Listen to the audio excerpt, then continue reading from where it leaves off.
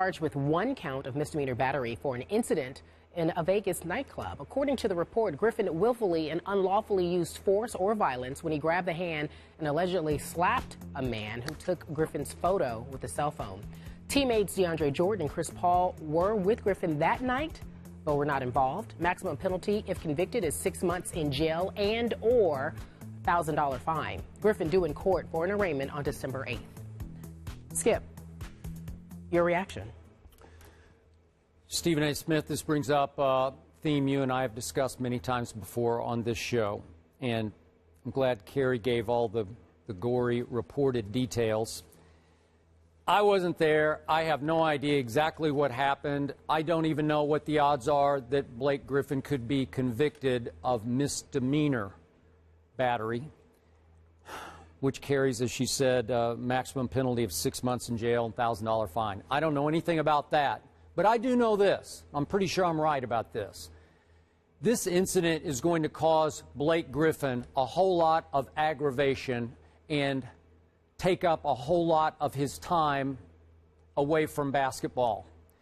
And now we're back to the bigger picture theme here that we have gone back and forth about. I say that by the night, it gets more and more dangerous for a professional athlete or even a college star to go to a night spot, a nightclub, certainly a strip joint. I think it's become at least as dangerous as motorcycle riding or bungee jumping or any other daredevil activity that any of these star athletes could engage in. And again, to reiterate, when you mix star athletes with alcohol, sometimes drugs, sometimes weapons, men who include frustrated athletes or hero worshipers, and women, it is a dangerous, dangerous blend. And again, I don't know what happened in this specific instance, but there's an old 60s song from back in my day, Stephen A., called "The Night Has 1,000 Eyes." Now the night has 1 billion eyes. Everybody's got a camera. Everybody's got the internet in their hand. In a flash, literally in a flash, your image can be all over the world and be talked about by people in countries around the world for what you just did in said night spot. Everyone has a camera. Every establishment of this ilk now has heavy security cameras, so you will not escape detection for any of these incidents, large or small. So to me, more and more, my advice to Blake Griffin, and reportedly he was with DeAndre Jordan and with Chris Paul, but you just can't risk it anymore for this very reason. I know you get a lot of it when you go to airports or walk down the street in Manhattan. People want to take pictures. I get a lot of it. Things can go wrong. People want more than you want to give them. You're in a hurry. You say no. Bad things can happen. But that's just to us out in the street. But this is a nightclub in a confined area, and my advice to athletes everywhere is that more and more you have to be cognizant of you need to party privately, either in a closed room or at home, in the confines of your own home. It's the only way to do it safely anymore because it's getting worse and worse out at the club. Well, Skip Bayless, you and I have talked about this for years. As a matter of fact, there are times that I've chided you in the past because I asked you how old were you when you thought they should have a curfew a few years ago. We had that conversation. But in all seriousness, you're not wrong, and the advice that you give comes from the right place. And I think you're to be commended for that, to be quite honest with you. But having said that, allow me to just throw nuggets of information into the equation.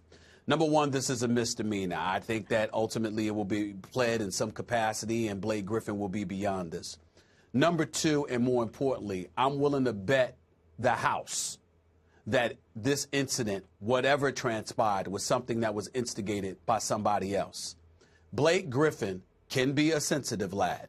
Blake Griffin can wear his emotions on his sleeves as it pertains to his disdain for somebody else because of something that was said to him or about him or whatever. Trust me, I know from experience, okay? But having said all of that, Blake Griffin is a very upstanding guy Blake Griffin doesn't look to bother anybody, talk to guys throughout the league. He's a guy that relatively keeps to himself, doesn't have a troublemaking bone in his body. This is not who he is. And if there's ever anybody who deserves the benefit of a doubt as it pertains to an incident such as this, it is Blake Griffin. He is a far better person than whatever allegations are being thrown out about him are trying to convey. The one thing that stands out in my mind more importantly than anything else is the fact that DeAndre Jordan and Chris Paul were with him. Let me tell you something about Chris Paul. Chris Paul doesn't go clubbing. If Chris Paul was at a club, it was probably, and I don't know this for sure, but I venture to guess, it was something pertaining to business, some kind of brand management event or whatever the case may be, and it was held at a club where those guys were all in attendance. Chris Paul ain't the type of dude that let me just go out and boogie on the dance floor and go to some nightclub. So the word club in this article is thrown out there loosely. I think it's something connected or affiliated with some kind of event for a business purpose, because that's what Chris Paul is about. He's about his business on the basketball court, he's about his business off the court, and he's about his family. So if Chris Paul was in attendance, I'm willing to bet that that had something to do with it, which would explain why DeAndre Jordan and Blake Griffin were there as well. Then you've got Doc Rivers, a leader extraordinaire. Guys are not going to get on his team and conduct themselves in certain ways and get away with it. He's not going to be on the record saying that he trusts Blake 100%. Doc Rivers is not going to have words like that coming out of his mouth if he thinks in any way that this individual potentially could do something like that.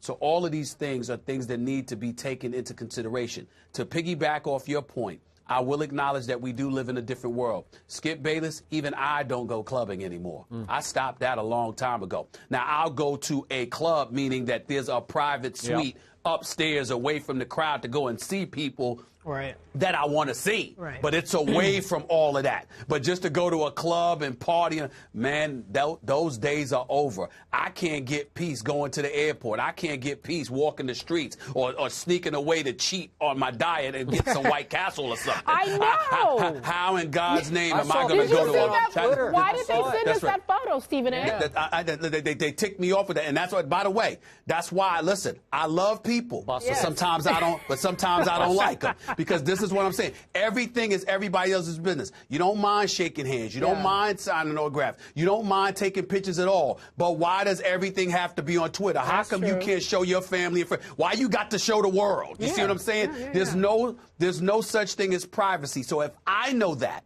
in the position that I'm in, and I don't consider myself some celebrity or star or whatever, but I'm told otherwise. So can you imagine how it is for these professional athletes, which makes your point, Skip, that much more valid, that much more profound, because people don't care about your privacy. They're a younger crowd these days. They're devoid of decorum and decency half the time. And as a result, they will go about the business of trying to be as invasive as they possibly can. I had one guy in Cleveland, Skip, for the opener, got mad because I wouldn't take a picture with him. But he didn't realize I didn't take a picture with him because he literally jumped on my shoulders and tried to give me a bear hug from behind. No introduction, no hello, no. I don't know you. You don't roll up on me like that.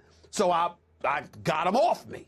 You know, these people think they could do whatever they want to do. It wouldn't surprise me at all if that's what happened with Blake Griffin. I'm sure it did. But again, to be fair here, and we don't want to try this case on first take because we still don't know exactly what happened. We don't know. But something happened. Something happened, and I'm pretty sure it was on tape. So Blake lost his cool, and maybe he had reason to lose his cool, but he lost his cool for a second, no matter how much you and the Clippers vouch for his character. Well, again, I am going to vouch for his character. And I don't know him that well, no, I get it. I'm saying that. But the players that I know who do know him vouch for him, and I'm going to take their word for it. Good. But the other thing that's important is it's not about trying the case on first take.